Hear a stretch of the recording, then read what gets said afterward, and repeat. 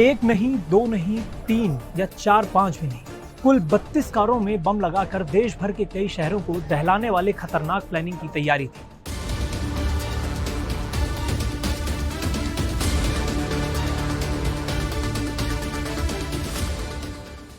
अगर वक्त रहते इस साजिश का भंडाफोड़ नहीं होता तो अंदाजा लगाइए कि अंजाम और भी कितना भयानक हो सकता था।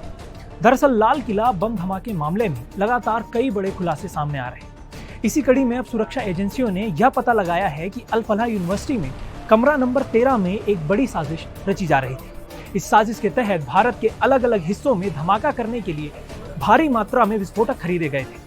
प्लान के मुताबिक इन मामलों के लिए एक नहीं, दो नहीं, तीन नहीं, चार या पांच भी नहीं, कुल 32 गाड़ियों का इस्तेमाल किया जाना था। मतलब ये कि देश भर में बम विस्फोट के कुल 32 पुरानी गाड़ियों में बम लगाने की योजना बनाई गई थी, ताकि देश भर के कई शहरों में एक साथ धमाके किए जा सके। एनआईए की रिपोर्ट के मुताबिक i20 और इकोस्पोर्ट नाम की 2 कार में पहले ही विस्फोटक लगाना शुरू कर दिया गया था। अब पुलिस और एनआईए यह पता लगा रही है कि बाकी की गाड़ियां कहां हैं, किन शहरों में हैं और कौन से लोग इनमें शामिल हैं। सूत्रों का कहना है कि यह पूरी साजिश पिछले 6 महीनों से रची जा रही थी। इसके लिए आतंकी नेटवर्क से जुड़े संदिग्ध लोगों ने अलग अलग राज्यों में पुरानी कारें खरीदी थी, उन्हें फर्जी नामों से रजिस्टर कराया था और एक एक कर उनमें बम लगाने का काम शुरू कर दिया था।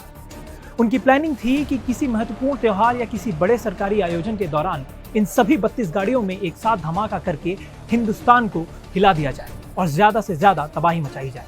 10 नवंबर की शाम इसी साजिश की पहली कड़ी के तौर पर लाल किले के पास कार में एक धमाका हुआ, जिसमें 12 लोगों की जान चली गई और 20 से ज्यादा लोग घायल हुए। धमाका इतना तेज था कि पास खड़ी कई गाड़ियां जलकर खाक हो गई, जिनके बाद केंद्र सरकार ने इसे आतंकी हमला घोषित किया और जांच एनआईए को सौंप दी।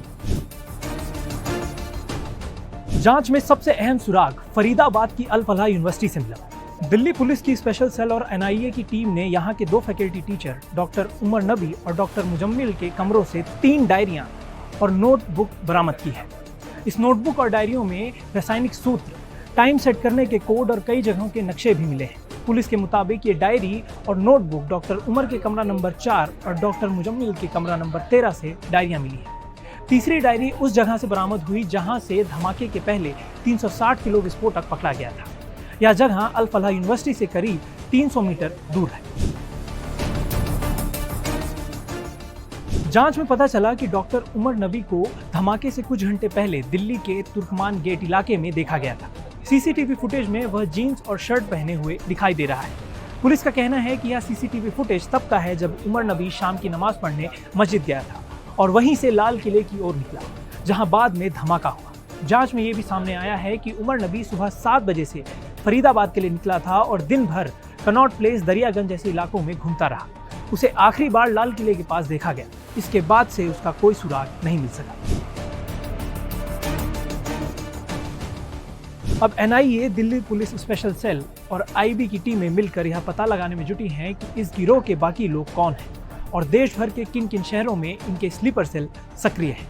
साथ ही इस बात की जांच भी हो रही है कि अल फलाह यूनिवर्सिटी का कोई और स्टाफ या फिर छात्र तो इसमें शामिल नहीं है।